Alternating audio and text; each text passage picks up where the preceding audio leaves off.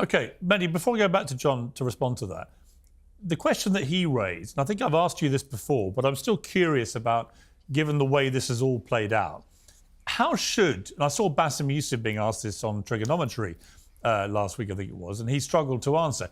How should Israel have responded to a terrorist attack, which, just to remind viewers, over 1,200 people were murdered, nearly 7,000 more were wounded, over 250 people, including babies and Holocaust survivors, were kidnapped and taken hostage, and many of those have died. How should Israel have responded to the biggest attack on its people and its land since its existence?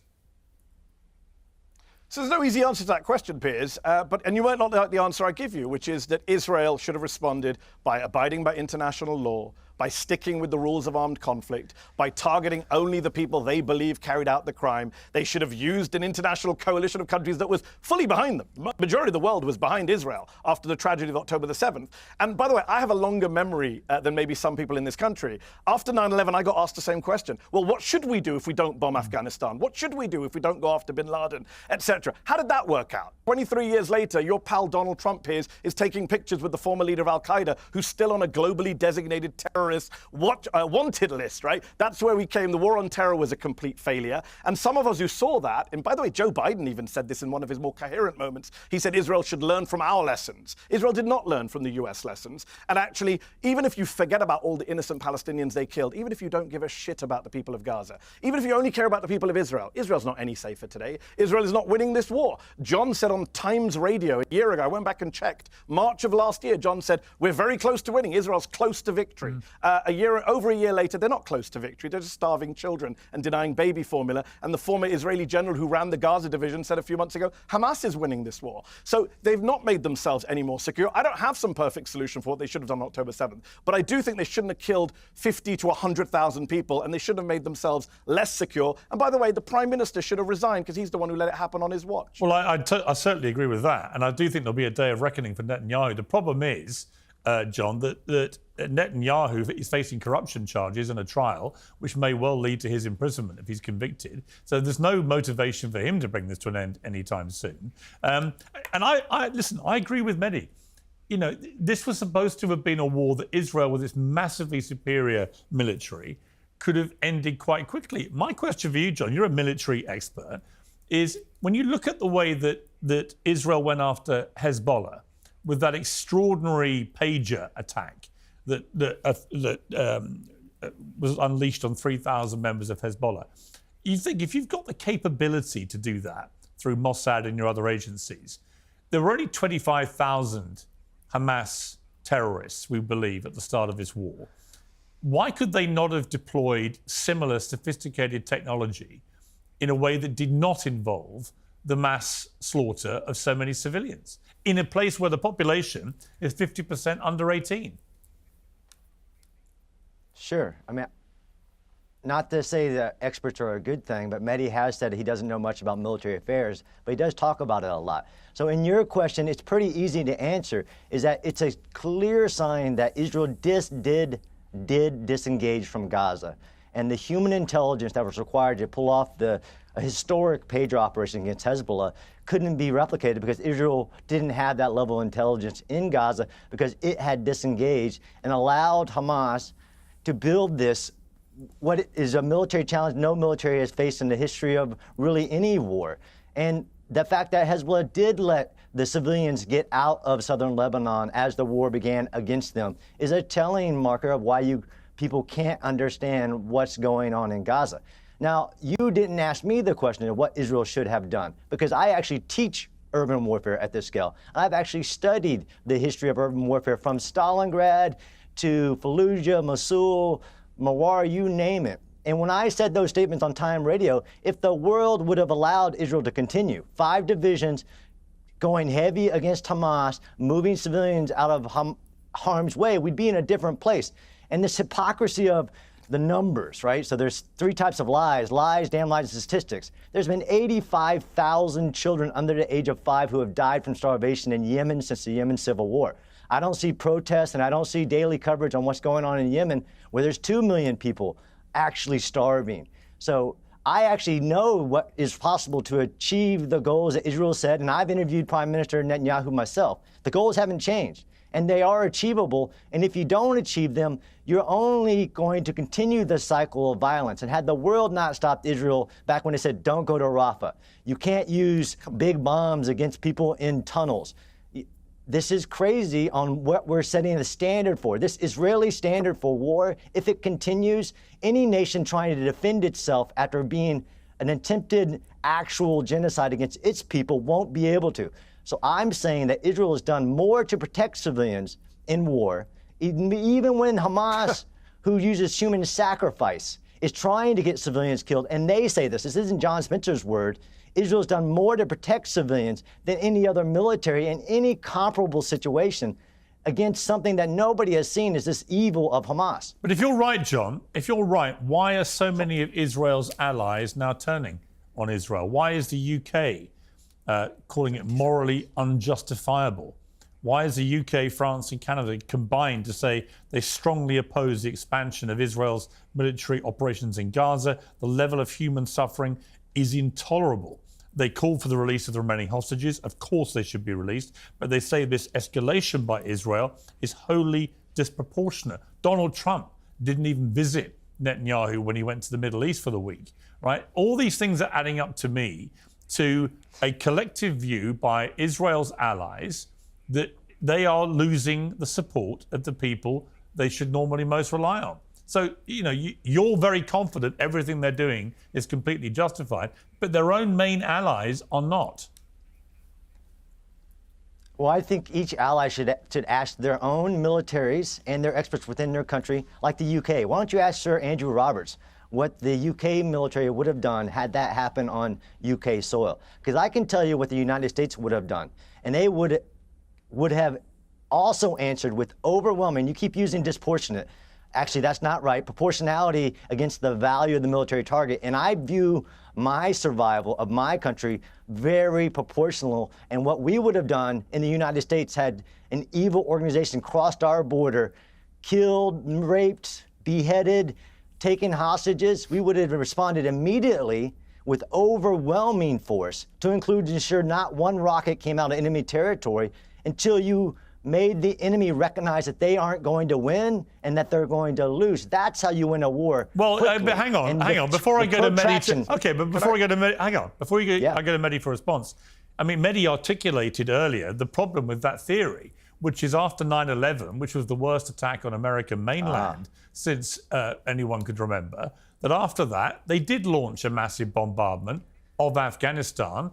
And where did that get America? Yep. In the end, it got America to a place where it left with its tail between its legs, with a load of people being killed on live television, horrific scenes, a betrayal of many people who had helped America during that war.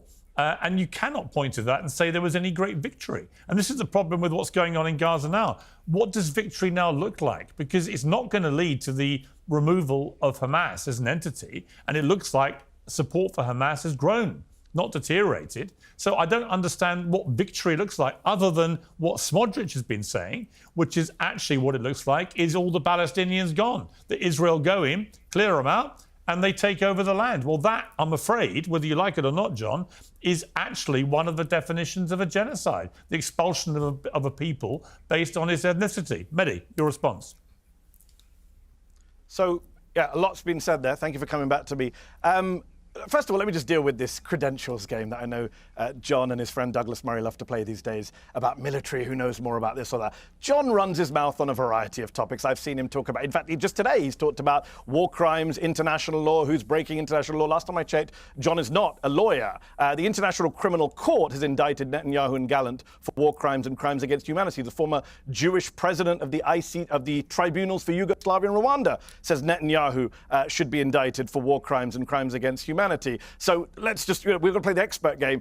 John's not an expert on genocide. The actual genocide experts, the president of the International Association of Genocide Scholars says Gaza is a genocide. The leading Israeli scholars of the Holocaust, Omer Bartov-Brown, Amos Goldberg at Hebrew University, say Gaza is a genocide. John's not an expert on targeting terrorists. The guy who led the attack on ISIS, the American Master Sergeant Wes Bryant, has said John doesn't know what he's talking about. So let's not play this credentials game, because John will lose, just like Douglas did on the Rogan Morgan show. Let's talk about substance. John said a year ago, we're close to winning. He talked about not being allowed into Rafah. Rafah has been destroyed. Have you looked at any pictures recently? It's flattened. You don't need to go there with the IDF to see that they flattened Rafah. They flattened most of Gaza, and they still have not won, quote unquote. It's absurd to say that Israel was held back. Is this the new stab in the back? This is the new bullshit defense. The former Israeli ambassador to the United States said recently, thank God Joe Biden was president while this was going on. He gave us everything we wanted. He never asked us to stop. He never asked for a ceasefire. America gave Israel everything it wanted, and they went ahead and decided to, you talk about killing Hamas commanders.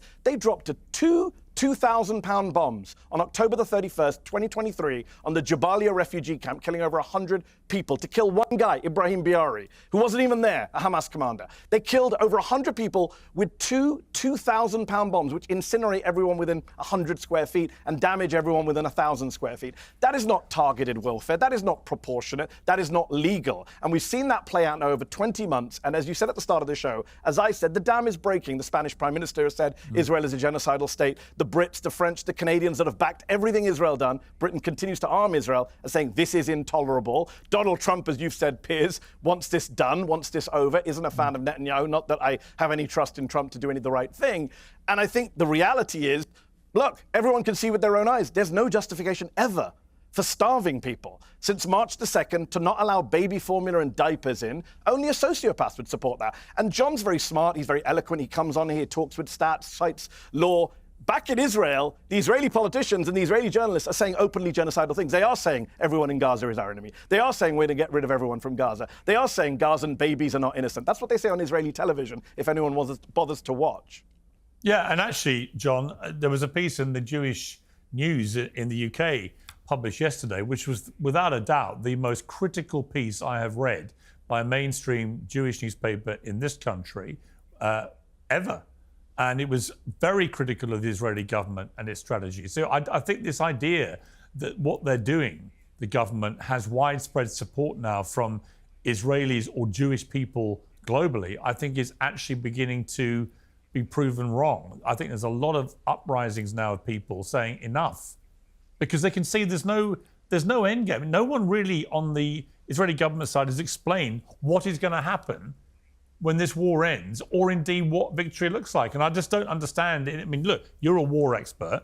If you don't have a victory, what happens?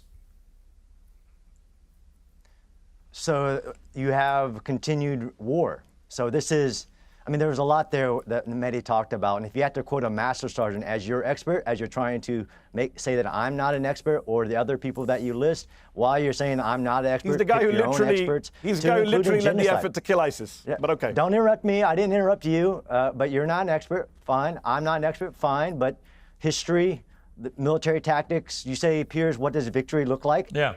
Exactly the standards. Every hostage brought home. Hamas not in power, both military or political power in Gaza, and there's something else. Now you have actual, great, quote, Israeli press. That's the beauty of a free press. People can say what they want and get it published. You have people voting with their feet in Gaza right now saying, Hamas, we don't want Hamas. What you have, what victory looks like. Now I can tell you historically what it has ever looked like and what did it take to defeat another military. Take the Korean War. 2 million civilians died in the Korean War. 54,000 civilians a month for every month of that war. Do we call that a genocide? Do we call it illegal? No. Israel does follow the law of war and goes way beyond the legal obligations, like feeding the enemy's population, because as of right now, trucks are rolling in, even though they've tried to figure out a plan to get the food away from Hamas. And again, point the finger at Hamas, point the Mehdi, control yourself. Open the gate to Egypt, create the biggest displaced person camp just on the other side of the gate, and get the women, the children, and the elderly out of harm's way, and then destroy Hamas. That's victory, so that it never threatens Israel again. Go to Sir Andrew Roberts on the history of when you start a war, when you lose a war, you actually do lose the right to govern your population. You do lose the right to subjugate your population, because the billionaires in Qatar don't care how many people in Gaza are dying. Okay, Mehdi, final word to you.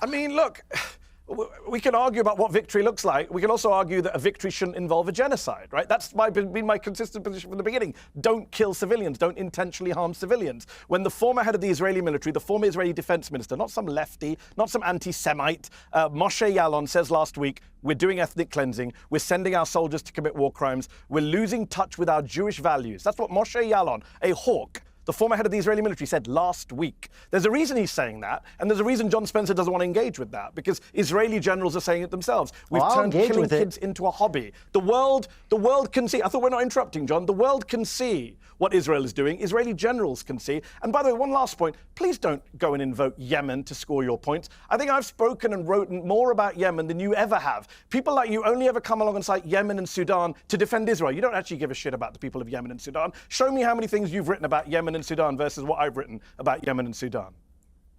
Okay. I actually don't give a shit about you. I care about civilians. Oh, control yourself, John. Thank you, gentlemen. We nearly got there without going ad hominem, but we fell at the final hurdle. But it was an interesting debate. Thank you both very much.